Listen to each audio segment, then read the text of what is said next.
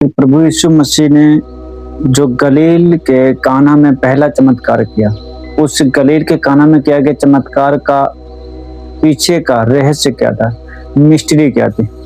प्रभु यीशु मसीह के पहले चमत्कार का जो कि प्रभु यीशु मसीह ने गलील के काना में किया था, उस चमत्कार को करने के पीछे की रहस्य क्या था, परमेश्वर क्या साबित करना चाहता, प्रभु यीशु मसीह क्या साइन देना चाहता था।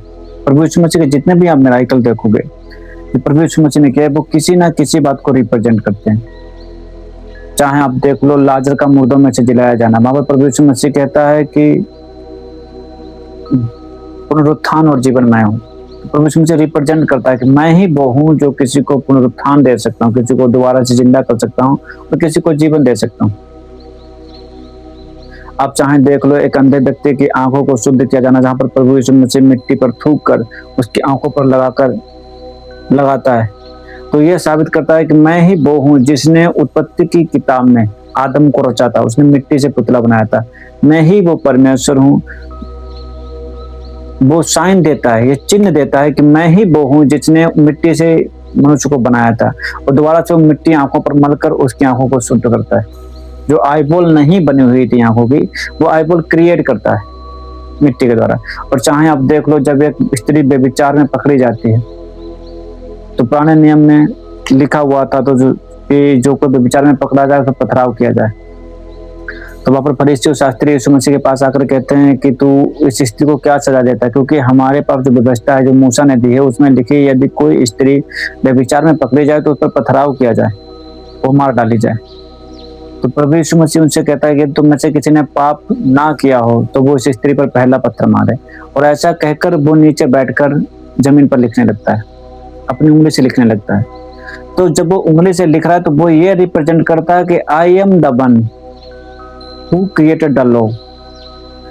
वो ये बताना चाहता है लोगों को, ये साइन देता, सबूत देता कि मैंने ही जब मूसा को व्यवस्था दी गई थी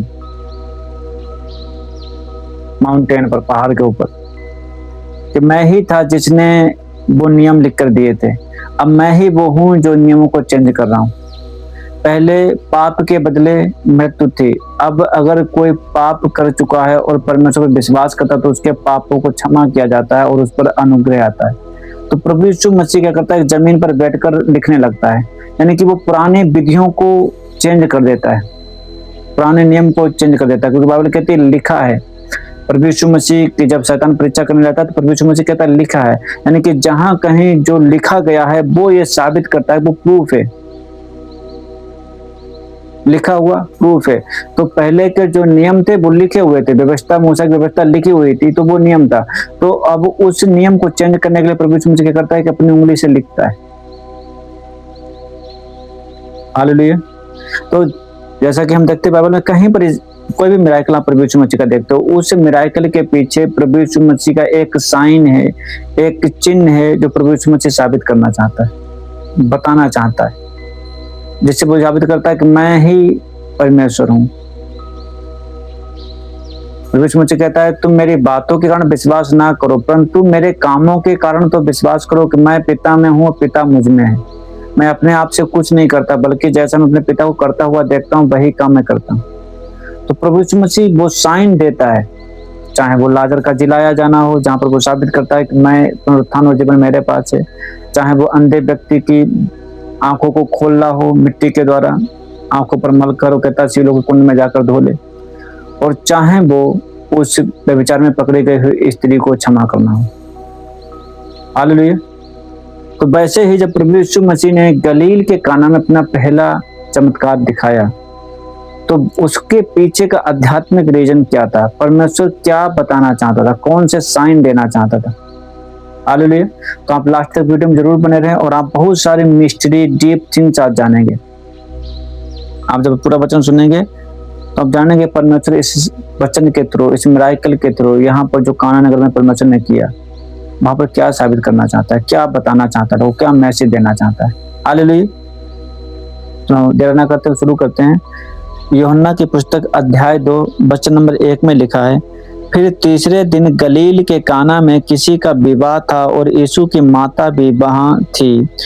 यीशु और उसके चेले भी उस विवाह में निमंत्रित थे। क्या लिखा है कि जब तीसरे दिन गलील के काना में किसी का विवाह था। गलील एक शहर था, उसका काना एक नगर था। उस काना नगर में जब किसी की शादी थी तो वहां पर यीशु मसीह की जो माता थी मरियम, वो वहां पर शादी में थी और यीशु मसीह और उसके चेलों को भी इनवाइट किया गया था। अब बात आती है चेले में, वो शादी में वो इनवाइट किए गए थे। शादी रिप्रेजेंट करती है चर्च और कलीसिया को। हालेलुया। यीशु मसीह दूल्हा है और चर्च और कलीसिया उसकी आत्मा है। बाइबल कहते हैं, रिवलेशन की पुस्तक में लिखा है, प्रकाशित वाक्य में, कि परमेश्वर का आत्मा और दुल्हन दोनों कहते हैं कि मतलब परमेश्वर जो शादी है वो रिप्रेजेंट करती है चर्च को, वो रिप्रेजेंट करती है कलीसिया को। और यहाँ पर यीशु मसीह और उसके चेले आमंत्रित थे। फिर आगे लिखा है, जब दाखरस घट गया तो यीशु की माता ने उससे कहा, उनके पास दाखरस नहीं रहा।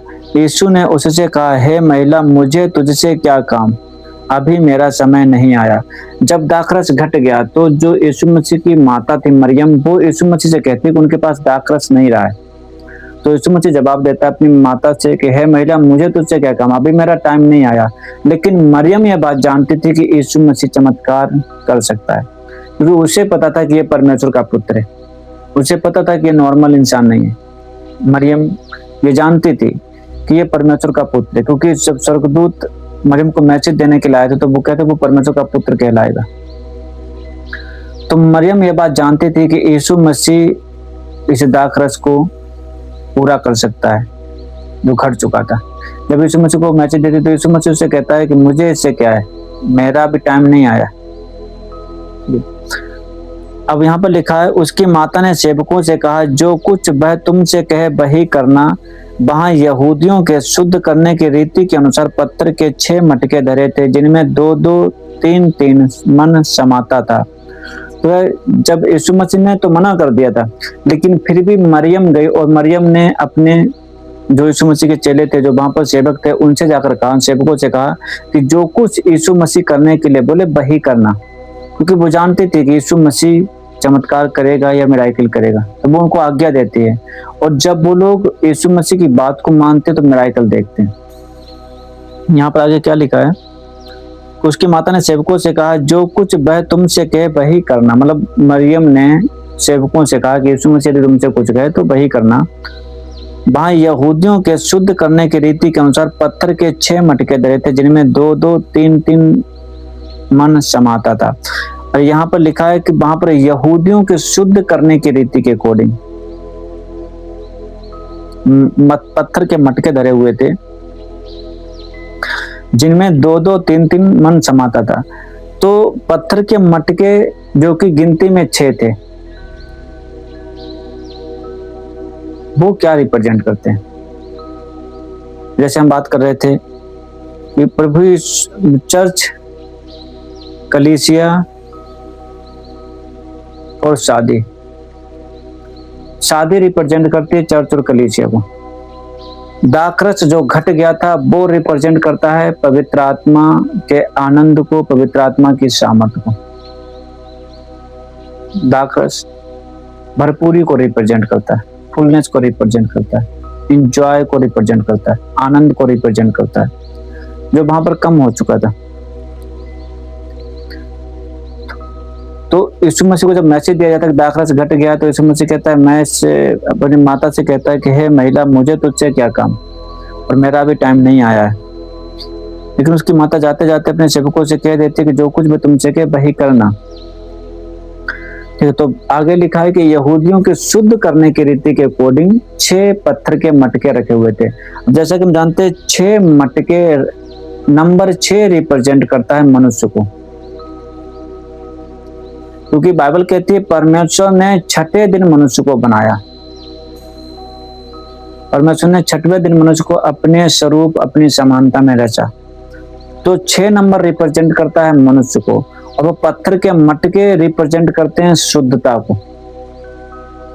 यानी कि जो यहूदियों की रीति के अकॉर्डिंग पत्थर के 6 मटके रखे थे, वो यह रिप्रेजेंट करते हैं कि मनुष्य यहूदी का मतलब रीतियों के अकॉर्डिंग, यहूदियों की रीतियों के अकॉर्डिंग कि उस पानी से जो मटकों में भरा जाता था, उससे हाथ पैर धोने से मनुष्य शुद्ध हो जाता था। तो जो बाहर की शुद्धता पर ध्यान देते हैं, यानी कि मनुष्य का जो प्रयास है, मनुष्य का शुद्ध करने का जो प्रयास है वो काफी नहीं है। वो तो बाहरी शुद्धता पर ध्यान दे रहा है, अंदर की शुद्धता पर नहीं।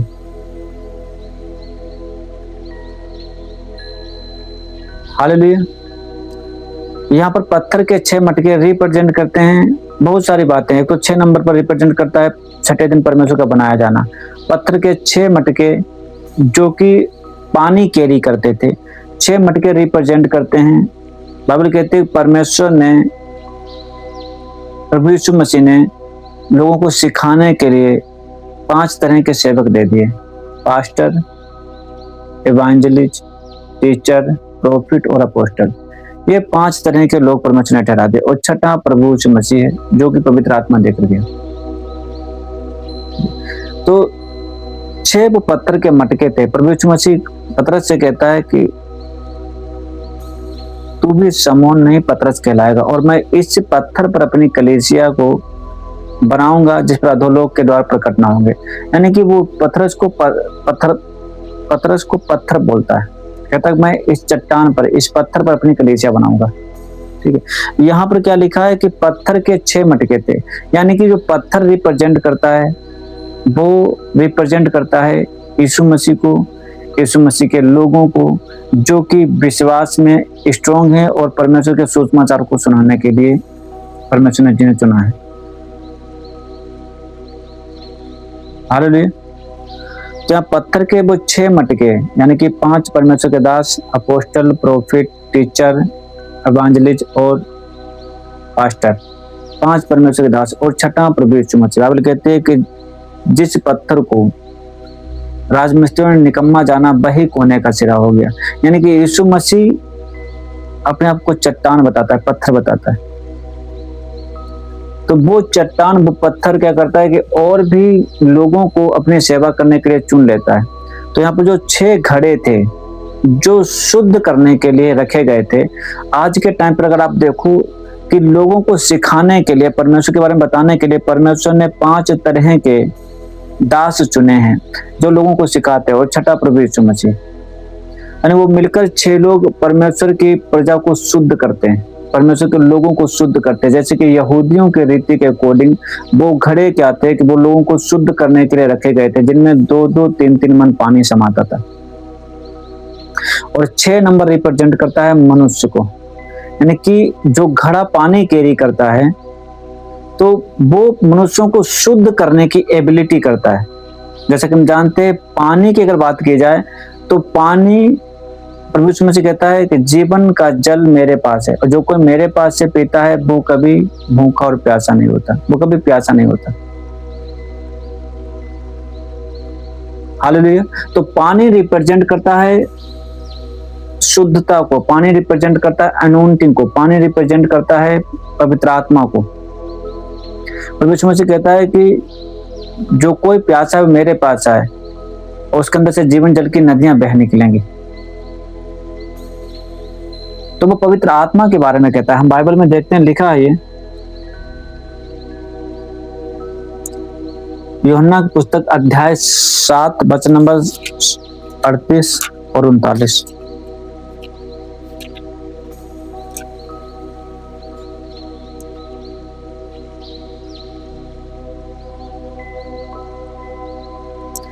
यूहन्ना 7 का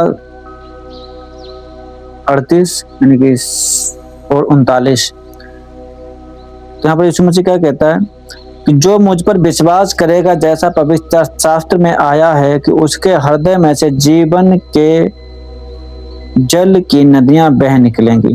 और यीशु मसीह कहता है जो कोई मुझ पर विश्वास करेगा, जैसा पवित्र शास्त्र में लिखा है, पवित्र शास्त्र में आया है कि उसके हृदय में से जीवन जल की नदियां बह निकलेंगी।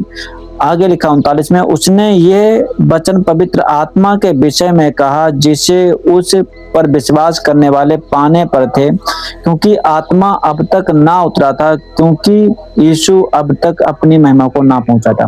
तो यहाँ पर क्या लिखा है कि प्रभु यीशु मसीह जीवन जल की नदियों की जो बात करता है, एक्चुअल में वो जीवन जल की जो नदियां हैं वो पवित्र आत्मा के विषय में कहता है कि जो जीवन जल की नदियां हैं वो पवित्र आत्मा है। और जो कोई प्रभु यीशु मसीह कहता है, जो कोई मुझ पर विश्वास करता है उसके अंदर से जीवन जल की नदियां बह निकलेगी, उसके हृदय से जीवन जल की नदियां बह निकलेंगी, यानी कि पवित्र आत्मा फ्लो करने लगेगा। तो यहाँ पर जो घड़ों में पानी था जिससे कि मनुष्य शुद्ध किए जाते थे वो पर्याप्त नहीं था, मनुष्यों का किया गया प्रयास पर्याप्त नहीं था जो लोगों को शुद्ध कर सके, जो बाहर की सुंदरता बाहर की शुद्धता पर ध्यान देते थे। वो पुरानी रीति रिवाज थे, पुरानी परंपराएं थी। प्रभु यीशु मसीह ने क्या किया कि उन्हीं घड़ों के विषय में अपने सेवकों से कहा है। यूहन्ना की पुस्तक अध्याय 2 के 7 में हम देखते हैं, यीशु ने उससे कहा, मटकों में पानी भर दो। उन्होंने उन्हें मुंह भर दिया। तब उसने उनसे कहा, अब निकाल कर भोज के प्रधान के पास ले जाओ, और वे ले गए। क्या लिखा है कि प्रभु यीशु मसीह ने क्या किया कि उन्हीं मटकों को जिनसे लोग शुद्ध किए जाते थे, जिनमें पानी था, अब सेवकों से कहा कि इन मटकों को तुम मुंह भर दो। वो सेवक कौन है? वो सेवक जो शादी में सेवक थे, जो शादी की लोगों की सेवा करने के लिए ठहराए गए थे, जो उनकी जरूरत के लिए दाखरस दे रहे थे, उन्हीं से यीशु मसीह ने कहा कि इन मटकों को भर दो जिनसे लोग शुद्ध किए जाते हैं, जिनमें पानी भरा हुआ, जिनसे लोग अपने आप को शुद्ध करते हैं। तो वहां पर वो जो सेवक शादी में लोगों को दाखरस देते थे, सेवा करने के लिए ठहराए गए थे, सेवक थे। यहां पर भी परमेश्वर ने 5 तरह के सेवक ठहराए। हालेलुया। आप आई होप आप समझ रहे होंगे। वहां वो सेवक थे जो शादी में लोगों को दाखरस बांट रहे थे, या जिनकी जो जरूरतें खाने पीने की चीजें थी वो दे रहे थे, वो सेवक शादी में थे। अब यहाँ प्रभु यीशु मसीह जो शादी रिप्रेजेंट करते चर्च और कलीसिया को, तो अब यहाँ चर्च और कलीसिया में परमेश्वर ने सेवक ठहराए 5 तरह के, पास्टर, इवेंजलिस्ट, टीचर, प्रोफिट और अपोस्टल। ये 5 तरह के सेवक आज भी ठहराए। अब परमेश्वर ने क्या कहा, उन सेवकों से कहा, प्रभु यीशु मसीह ने क्या कहा, यीशु ने उनसे कहा कि मटकों में पानी भर दो। तो प्रभु यीशु मसीह ने क्या किया, सेवकों को ऑर्डर दिया, जो वहां पर लोग थे उनसे कहा कि मटकों में पानी भर दो। मटके क्या थे? जिनमें शुद्ध करने के लिए पानी एकत्रित किया जाता था।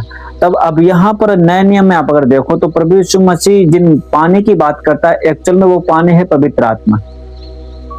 हम देखते प्रभु यीशु मसीह कहता है कि जो कोई मुझ पे विश्वास करता है उसके अंदर से जीवन जल की नदियां बह निकलेंगी। फिर यूहन्ना 7 के 39 में कहता है, वो जो जीवन जल की नदियों के जिक्र करता है, एक्चुअल में वो जीवन जल की नदियां पवित्र आत्मा है कि जिसे लोग पाने पर थे, क्योंकि अभी तक वो नहीं उतरा था, क्योंकि प्रभु यीशु मसीह अपनी महिमा में अभी तक नहीं गया था।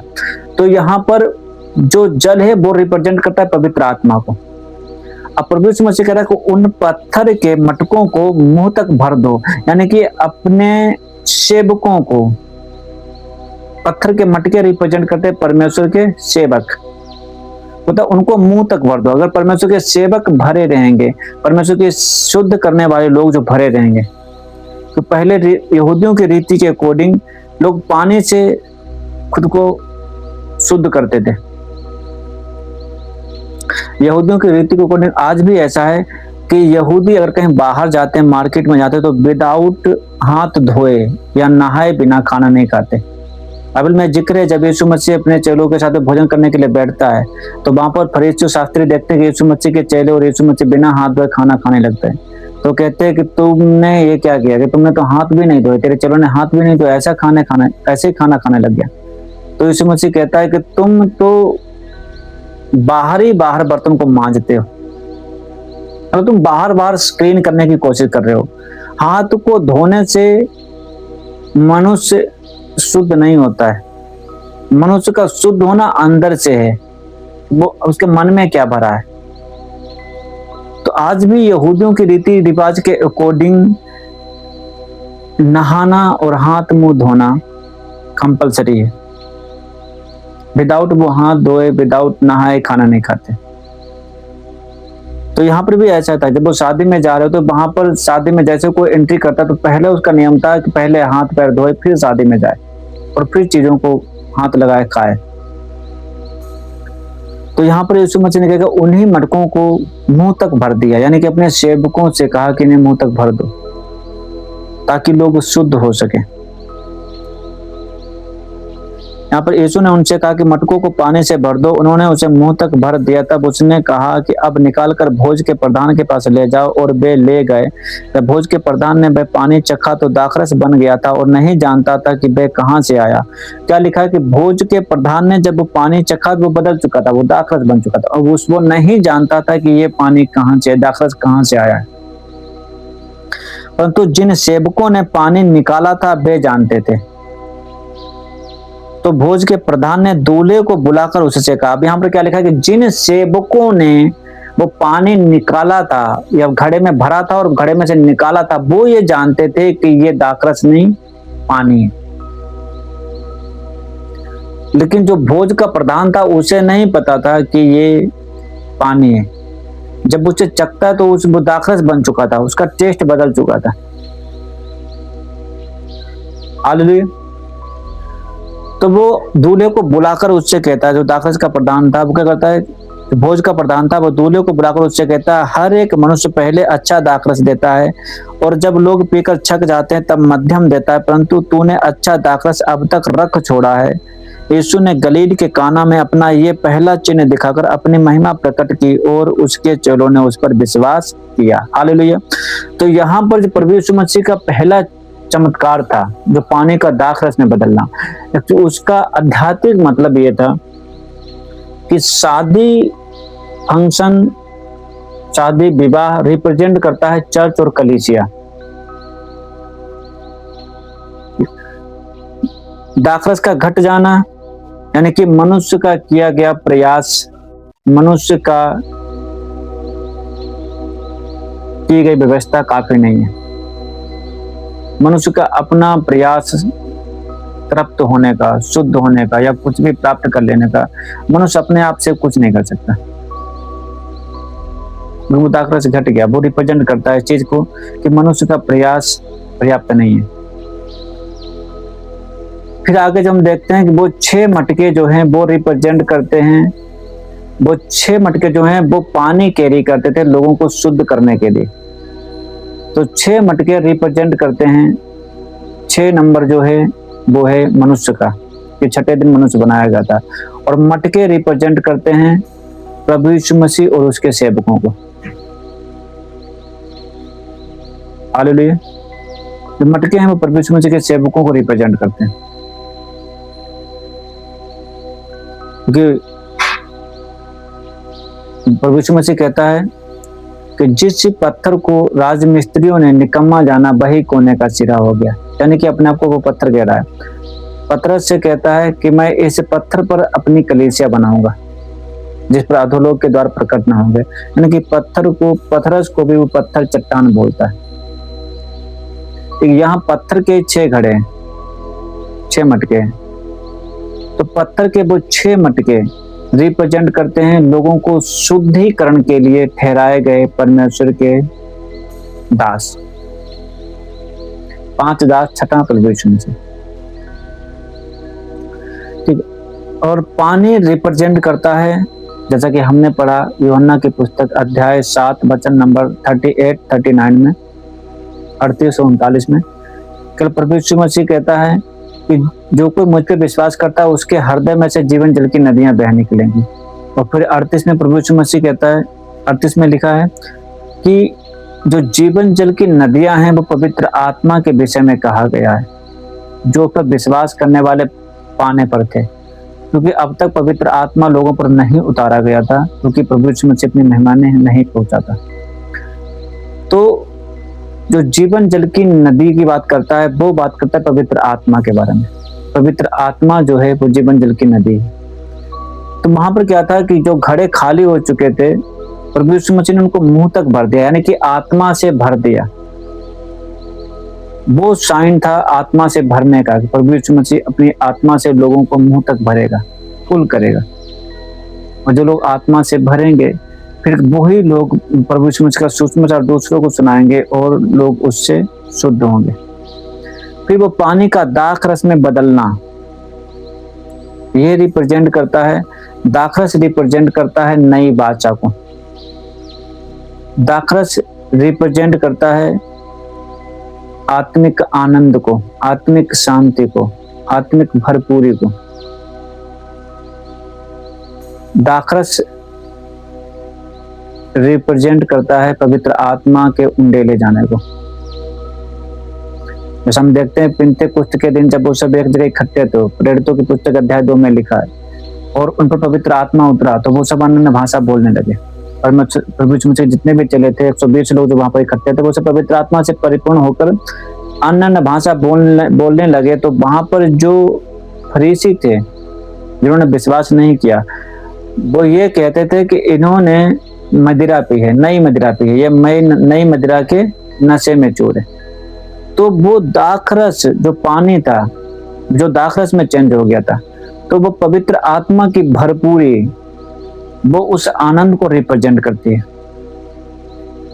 तो उनका पर पवित्र आत्मा का उंडेला जाना, प्रेरितों की पुस्तक वाला, इन पर पवित्र आत्मा उंडेला गया था, तो लोगों ने कहा कि ये नई मदिरा के नशे में है। तब पतरस खड़ा होकर कहता है कि ये नई मदिरा के नशे में नहीं है, परंतु ये परमेश्वर का वो वचन पूरा हुआ जो योएल की पुस्तक 2:28 में कहा कि इन बातों के बाद मैं सभी प्राणियों पर अपना आत्मा उंडेलूंगा।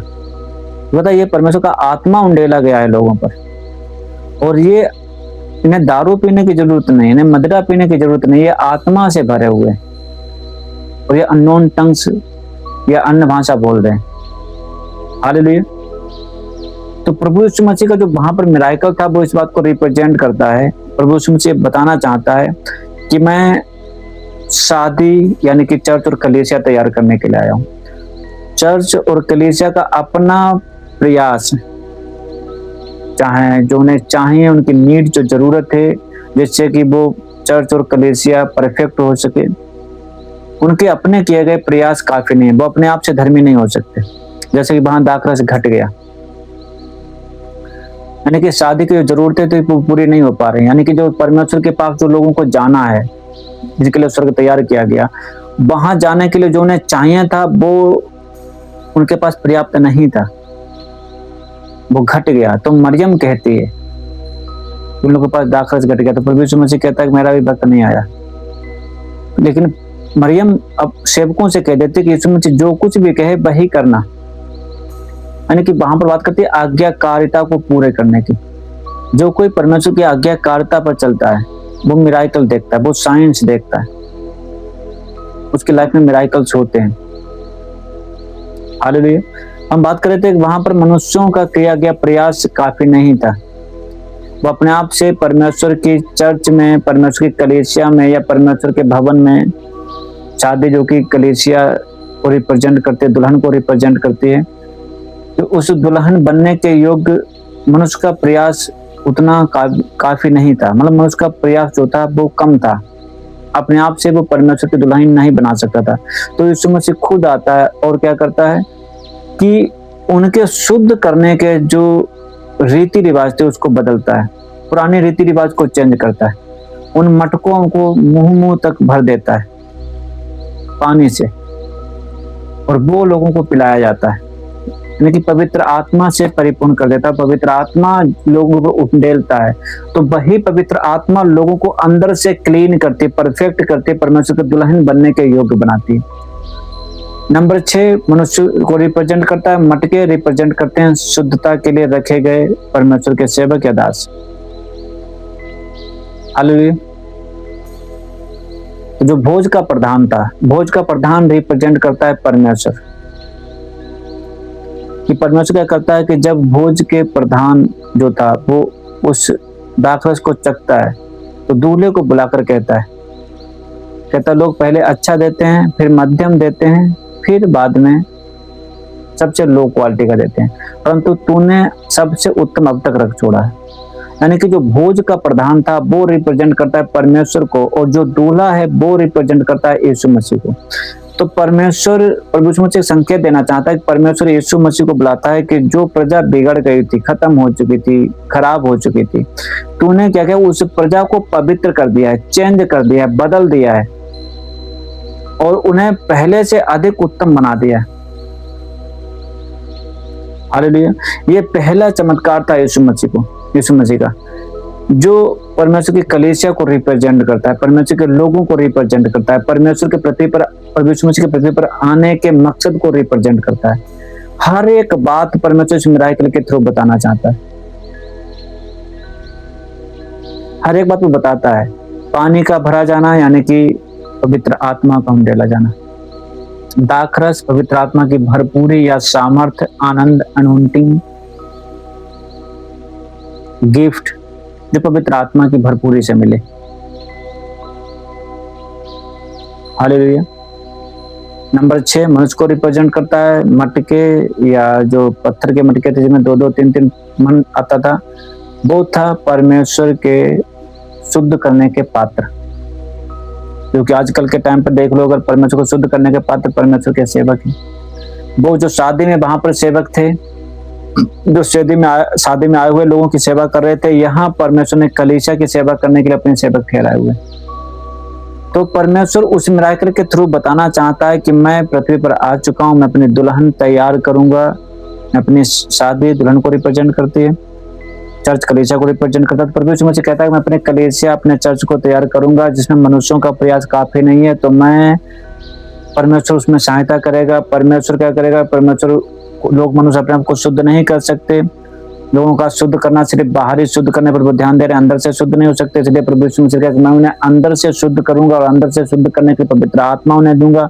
पवित्र आत्मा से वो भरे जाएंगे, पवित्र आत्मा पर उंडेला जाएगा और वो नया दाखला से रिप्रेजेंट करता है पवित्र आत्मा की भरपूरी को, आनंद को, अनोइंटिंग को, सामर्थ्य को, परमेश्वर की पावर को।